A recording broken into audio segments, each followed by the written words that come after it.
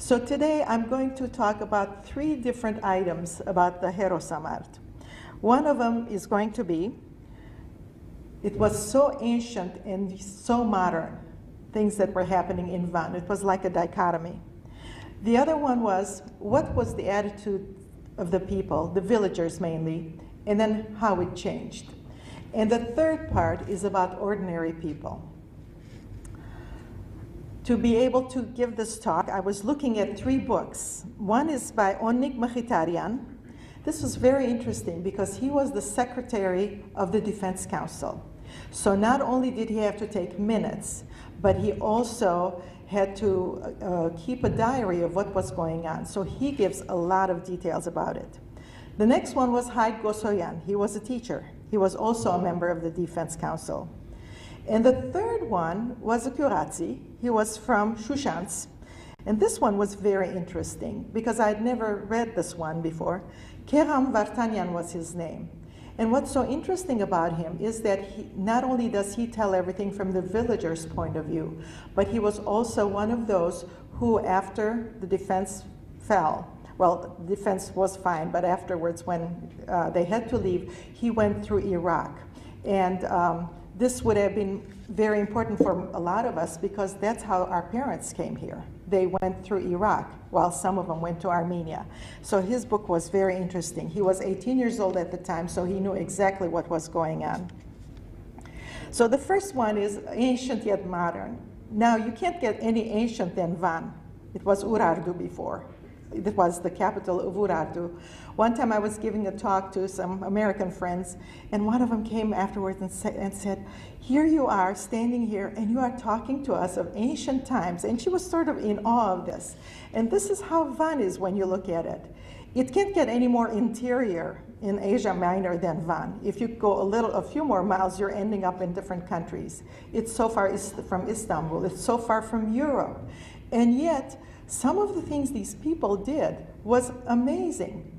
Now, this is kind of funny. My brother Hadad comes over for surj very often, and since we've been talking about Van, he keeps saying this. You know, he's the photographer. And he says, now, how did they have all these pictures? This is amazing. They had to have film. They had to have the chemicals to develop this. Well, there's really more than that. They even built a cannon. They built powder for their cartridges, getting everything together from the pharmacy, from the blacksmiths, from the jewelers. So everyone had something to do over there. So this was ancient, yet they were modern. You know, they had the chemicals. And I, being a teacher, I'm always amazed that they had a printing press. This is in the late 1800s. I mean, how many cities in Europe had that?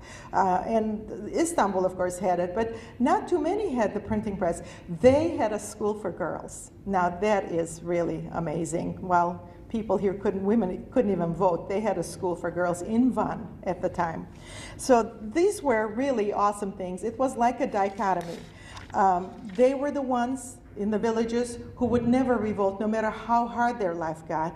And yet they were the ones who stood up to the Turks and who fought for a whole month until the Russian army arrived. So these were like opposites that were happening over there. When the Russian general Nikolaev got to Van after the defense and he took over, he wanted to see their facilities. And he went and he looked and he said, have some of you been in the army? They said no. Have you been in the Russian army? No. Have you been in any army? No. And yet everything they had done, they had been able to do warfare against a regular Turkish army and of course the Kurdish tribes that were coming at them. So these were awesome things about Van. They created a defense council, and they created it in no time. This defense council had to take care of a city under siege. They had never taken care of a city before. They had never had a government before. And here's what they had to take care of. Not only war, but police, supplies of food, distribution of food, and plus all these migrating people coming from the villages so they wouldn't die. Like about 10,000 people came from the villages to Van because they would have been killed otherwise. So there were a lot of things to worry about. Their health. their food, pestilence. A lot of things could happen when all these people were together. And I would like to read to you here some of the orders from this group. This was kind of interesting. They would all send out orders, and one of them was, verify all reports. Must be signed. The reports must be signed by leaders, and they are accountable for unfounded rumor. Now you would think, why would they say that? But just think, here they are under siege in a little city. Someone with rumors could create panic. So there was a lot of wisdom with these people. And then they would say they needed shovels and picks, you know, for the ramparts and for the walls or for digging trenches. They would say, return them every night. Do not waste any ammunition, because there wasn't enough ammunition. Make them count. And now the modern thought in this, never revile the religion of the enemy. Wouldn't you want Turks to have done that for us? But that wasn't to happen. So these were the dichotomies I was talking about. The situation, what it was. Before the defense of Van started, the Kuratsis, the villagers, were in the worst shape. In fact, in all of the interior, the Kuratsis had the worst shape. In fact, someone had said that their lot was worse than that of the rabbits of their field. And the reason is, of course, the rabbits are defenseless, totally defenseless. They can't fight back, plus they can hide, so the villagers couldn't hide. Their problem was worse. So the Turks, who had decided to annihilate the Armenians, had different ways of doing this. For instance, they would come and they would say, well, there's the war going on, we need food. They would take the food. They would take livestock, and the villagers were left with nothing. There could be famine because of this. Some other things that they did, they would come and say, we need soldiers. So they would take all the young men, but they didn't use them as soldiers. They would kill them, or they would even beat them, or they would abuse them if they kept them alive. They wouldn't give them enough food or clothing. So in every way, the villagers' lot was absolutely awful. But then things started to change. If you recall, we have talked about this before, Yeramian Hourig, who wrote to them and said, you have to defend yourself. Rafi, the writer, and so many others who would write.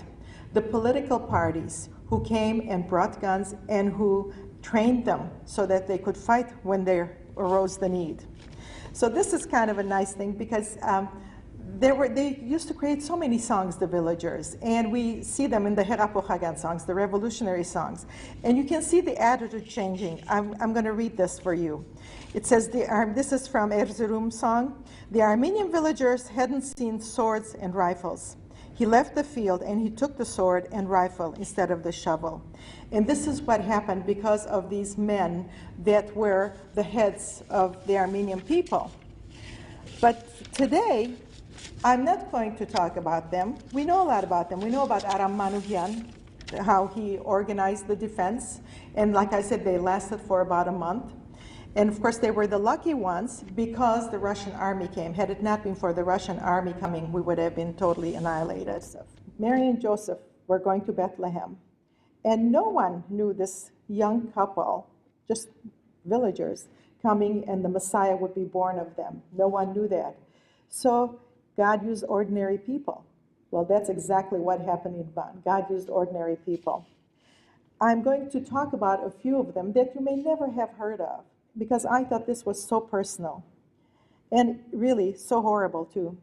One of them was Shirin Hagopian. He was in one of the villages, and they had decided to get all the people from the villages together and to walk them to Aikestan, which is a suburb of Van. By the way, there were two areas where they were fighting, Aikestan and Van. So he had to get these villagers together, so he was out working. He was not in his village. When the people from the village left, his wife was sick, so she couldn't leave. And so couldn't a lot of older people and some children, among them his 4 children. Well, he's out there helping the people, gathering all these people while his family's in the village. They went back trying to get them, but the village was surrounded. He couldn't get them out.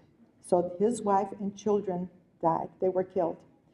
But this never stopped him. he took all these people, gathered them, and got them safely to Van. And then we see his name coming up more and more. He did this and he did that. He never, he was hurting, of course, but he never let it stop him. Another one was in the village of Shushats, and this came from that Hampartsoum's book. The villagers were, well, they didn't have many, excuse me, they did not have many guns. But as you know, the Turkish soldiers would come and they would say, give us your guns, because they wanted to take them before massacring them. Well, they would come day after day and they would beat the men and they would break their bones. It was so bad that the villagers decided, let's get some old rifles together and give it to them so they'll leave us alone. But that did not satisfy them. This time they got all the men together and they started a huge bonfire. This is what the commander did. And he said, if you do not bring the guns to us, we are going to take these, whatever, I guess it was skewers. They had put them in the fire. And they said, we're going to go and burn your men if you don't do this. So everybody was scared to death and they didn't know what to do. Well, lo and behold, a bunch of women come over there, Armenian women. They get their pails of water and dump it on the fire. And one of them, named Bayzat, turns to this commander and she's really mad at him. She says, if you keep this up, we're going down to the city to complain about you. This is when before, you know, the Van thing has started. Well, this man was taken aback, so he left. But she saved the life of these people. But, you know, when you think of the courage, here they are, they can do anything to you. And these women jumped up. I just want to show you that it wasn't just the men who were courageous, so were the women. Then we look at the defense itself. And we see the people working. The children, the young children, would go out there and get the cartridges, empty cartridges. At night, they would fill them up with powder, and in the morning, they would take those to the soldiers so they could fight, because they did not have enough ammunition. The women had gotten groups together, so they would sew for the men. Everybody was doing something, or they would help in the hospital. What I was really amazed about, there were these villagers who really couldn't fight. They didn't have guns, they didn't know how to fight, but they knew how to use a shovel. So they would dig the trenches for the people, and then they would build the walls with the help of the masons. They would help build walls or the ramparts. Well, every day, those ramparts would go down because the Turks were bombing and shooting at them. Every night, they would go and rebuild them.